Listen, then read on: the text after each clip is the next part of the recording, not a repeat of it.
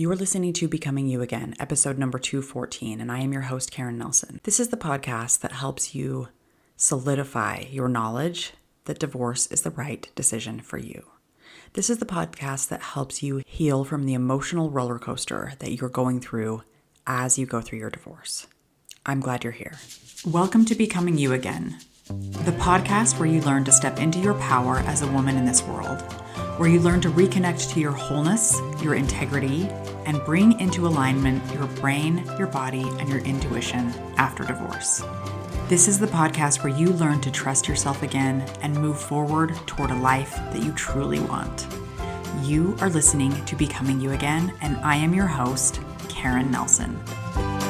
Welcome back to the podcast, my lovely ladies. As always, I am so happy to be here with you today. If I were to ask you what the most prominent emotion that accompanies divorce is, what would you say? Like, what do you experience the most? What do you feel the most? And I'm not talking about like the thoughts that come along with divorce, like, oh, this is so hard, or it's so difficult moving on, or I don't know what to do with my kids because they're struggling so much, or I'm feeling so lonely. I'm not talking about the thoughts, right? I'm talking about the one word emotion that you feel most often as you go through your divorce. What would it be? What would you say? In my experience coaching women, and from my own personal experience with my own divorce, I would say the most common emotion that women feel when we break it all down is fear. Fear is what most women are feeling most of the time as they go through their divorce, as they heal from their divorce, even after their divorce is over. Fear is what comes up the most. Now, you might not recognize it as fear because fear is tricky. Fear likes to hide behind lots of other emotions, but fear is typically the underlying emotion that is driving so much of what we do or don't do in our lives, and especially as we go through a divorce. Because we feel fear of the future, fear of what this is going to do to the kids, fear of what kind of parenting relationship you and your ex or soon-to-be ex are going to have, fear around finances, fear around possibly having to move or whether you get to stay in the house, fear that you just weren't enough or that this was somehow your fault or that you should have done more to fix this. Fear that you'll be alone forever now, that you'll be judged for getting divorced. Fear that people will think less of you. Fear that even though you know this is the right decision for you, that it's still going to fuck everything up from here on out, and that your life is now going to be ruined and your kids' lives are now going to be ruined. Fear that people are going to judge you as being a bad mom because you're not with your kids all the time. Fear around not being with your kids all the time. Fear that you not being with your kids, being present with your kids somehow makes you a bad mom. And on and on and on. I could add to that list for days about the things that we fear as we go through divorce. And this is what's so infuriating about fear being the prevalent emotion that accompanies divorce. When we have fear, not only do we feel terrible, because this kind of fear is different than that exhilarating fear that we sometimes have when we're flying or when we're going on a roller coaster or when we're doing something that like is a little bit scary, but also we're kind of excited about it, right? It's not that same kind of fear. That's different. This fear is debilitating at times. This fear is not just uncomfortable, but it's actually painful, physically painful sometimes. This fear is the kind of fear that our primitive brain interprets as a threat to our survival, meaning it literally thinks that we are going to die, and it needs to do something to protect us, to help us survive so that we can continue on living. When this happens, when that primitive part of our brain, the amygdala, gets activated, our nervous system response typically first kicks into fight or flight. And it's like, we got to do something. We're either going to fight our way out of this or we're going to run like hell because something is wrong and we got to get out of this situation. This is danger, danger, danger.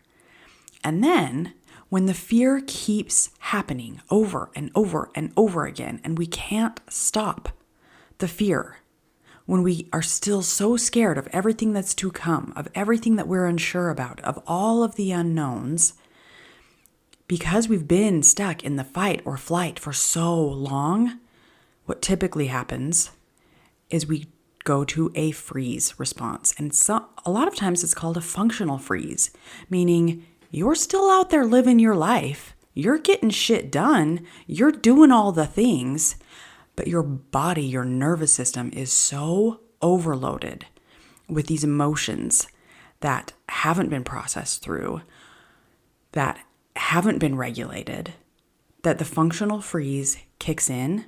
And yes, you're able to function in your life, but you are not able to support yourself in any kind of healthy way. You are not able to show up for yourself with your prefrontal cortex, making good decisions, planning, interpreting things in a way that is useful to you, using a lens that helps you be intentional in your life. You're able to get shit done, but you're not able to support yourself, heal, or move on from any of the things that you're going through as you go through your divorce.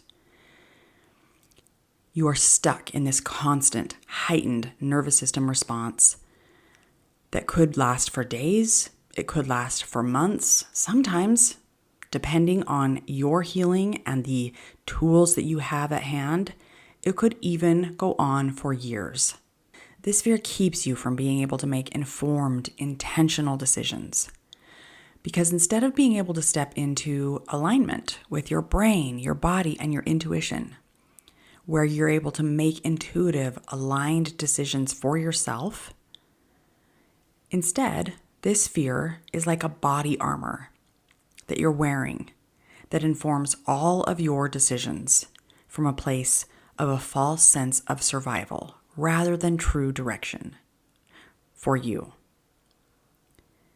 Making decisions off of fear is only going to lead you to a return in your life that is full of more fear, more disconnection from yourself, and more misalignment, leading you to a place that you do not want to be. So my goal in telling you this, in helping you recognize this, is that you will start to recognize the fear that you're feeling, and then have the tools and know how to make decisions outside of that fear. Or if you can't get rid of it, which is totally okay, because I know exactly what you're going through. I can't always get rid of my fear either, but to be able to make decisions in spite of the fear. But decisions that are still aligned with your intuition, with your one true north, that aren't led by the fear itself, but instead the fear is there, it's just in the passenger seat. And this, to me, is where courage steps in and takes over. Because courage isn't deciding and moving forward with strength and there's no fear anywhere in sight. That's not what courage means.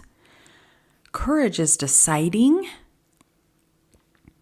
and then feeling the fear and doing it anyway.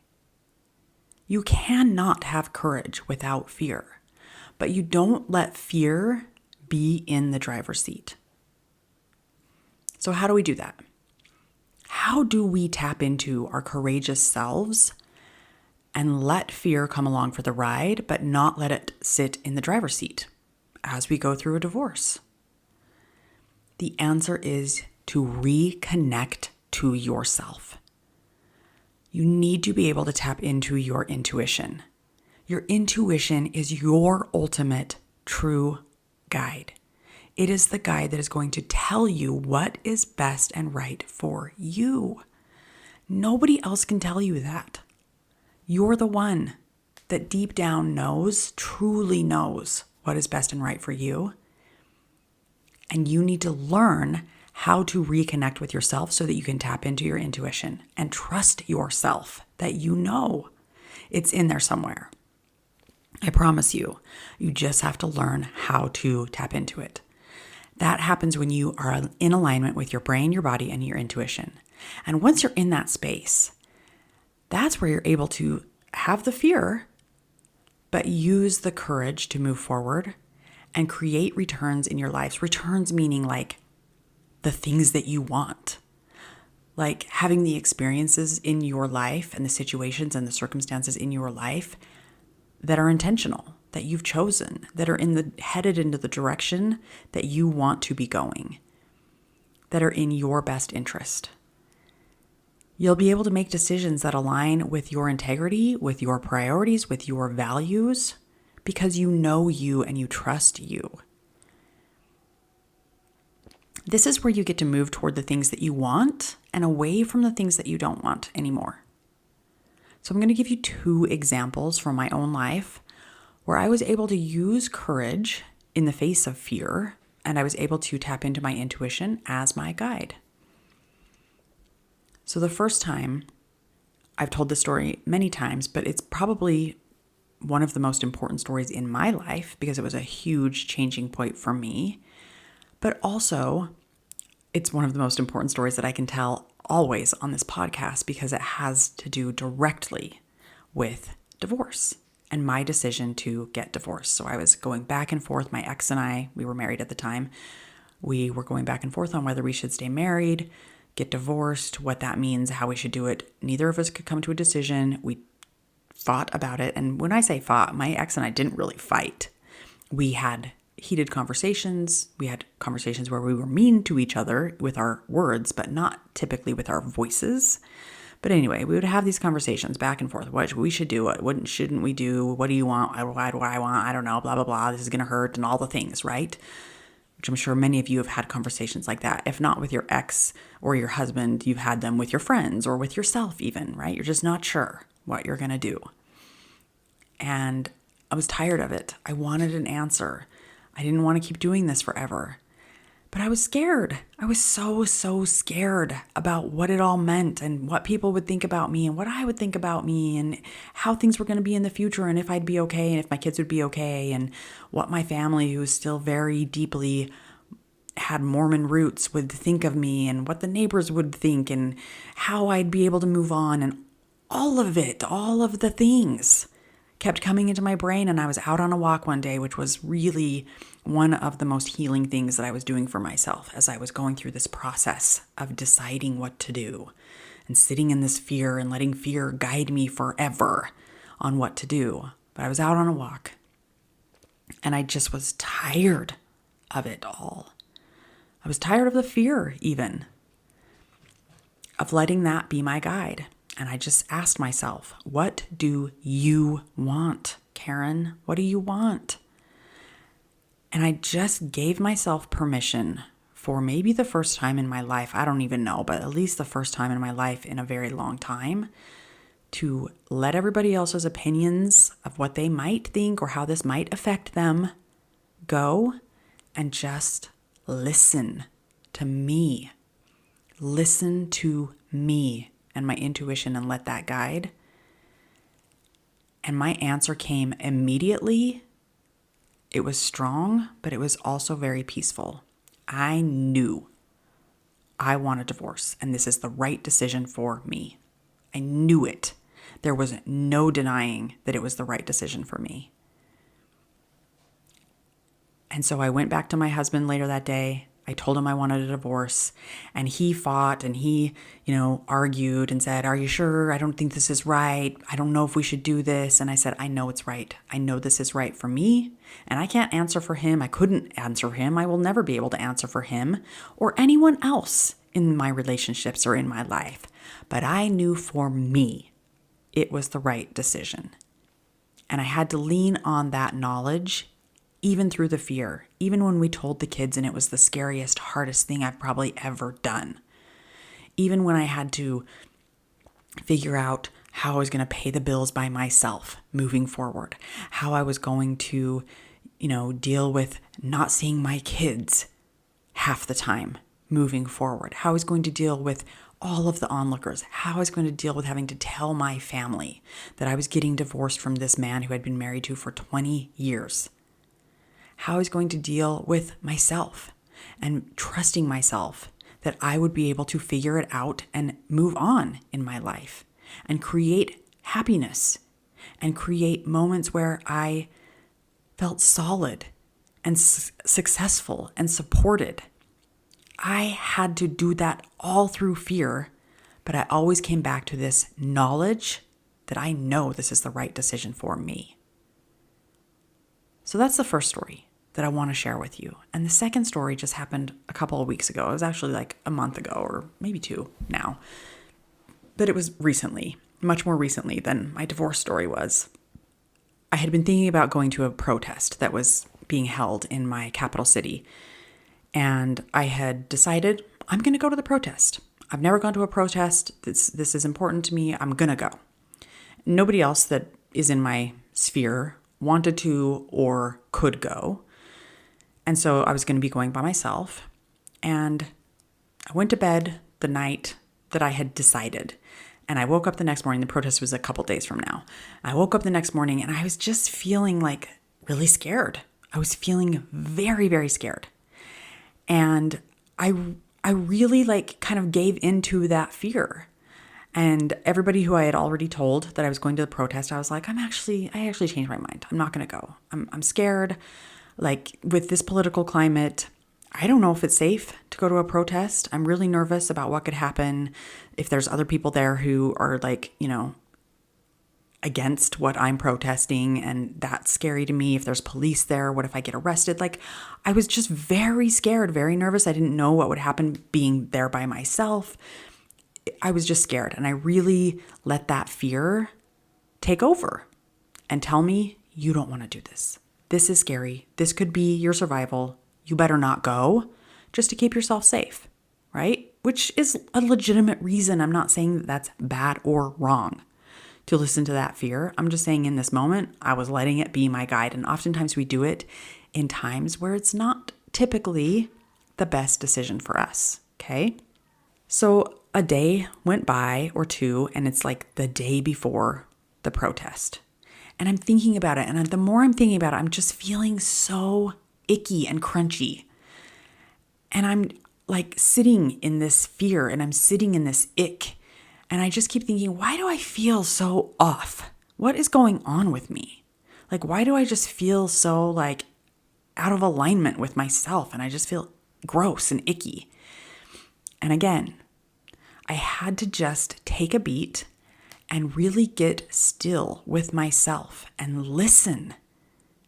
And I realized my intuition said, maybe you better take another look at the reason why you're not going to the protest.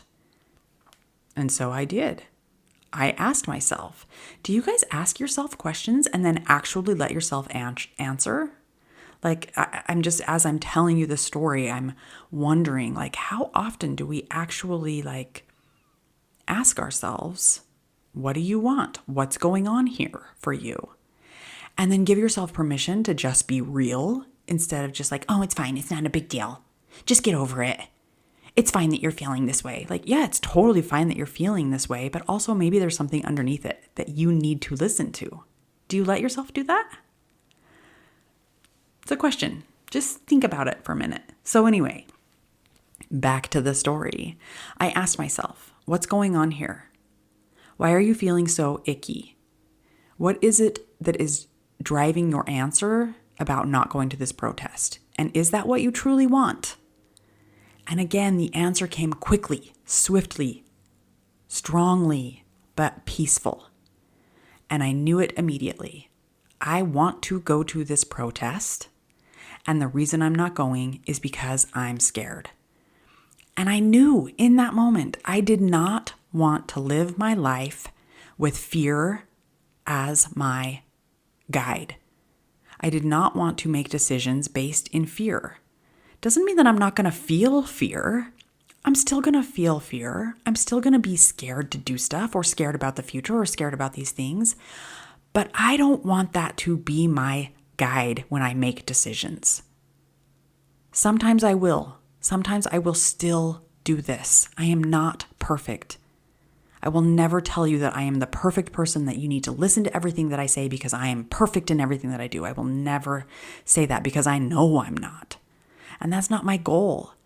My goal is to do it as much as I can, as often as I can, which I know is not going to be all the time. And that's okay. But when I recognize it, and when it's important to me, and when I want to show up with courage rather than letting fear be in the driver's seat, I'm gonna do it. And so I knew I'm going to this protest, and it's gonna be scary a little bit, and I'll figure it out because I know how to support myself. I know how to take care of me. I can trust me to do what I need to do in moments where it's kind of scary. So I went to the protest. It was totally fine. It was a great experience, and I was so glad that I did that.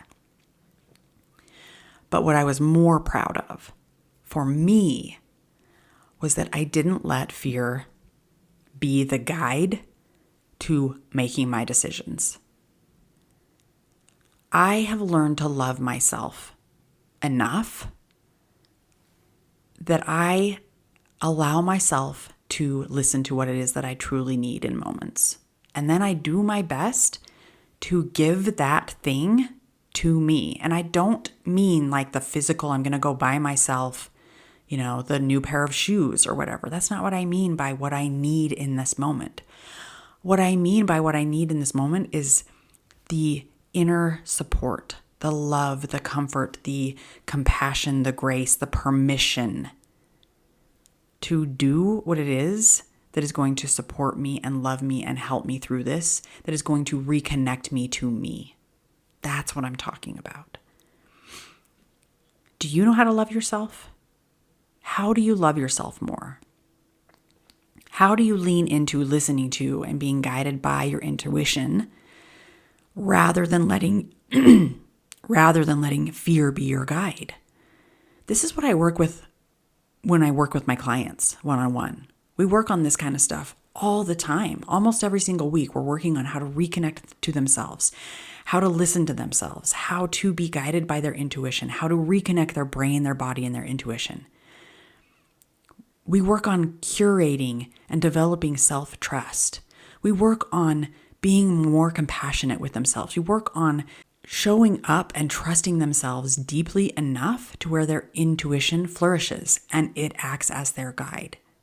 If this is something that you don't know how to do, that you've been disconnected from yourself for so long that you are confused on how to do this, even if you know that your divorce is the right thing for you, or you want to know that it's the right thing for you, but you're not sure how to do this, come to me. I can help you. I can help teach you these tools that I teach my clients and we work on every week, and these tools that I've taught myself that I work on daily in my life. You can get better at it. You can heal. All you have to do is set up your free 30-minute consult with me.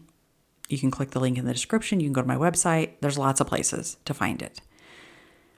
But self-trust, that's the key. Because self-trust is where you can literally feel into your body the difference between a decision that is right for you and a decision that feels off, a decision that feels icky, a decision that feels crunchy, right? Self-trust is the key to everything.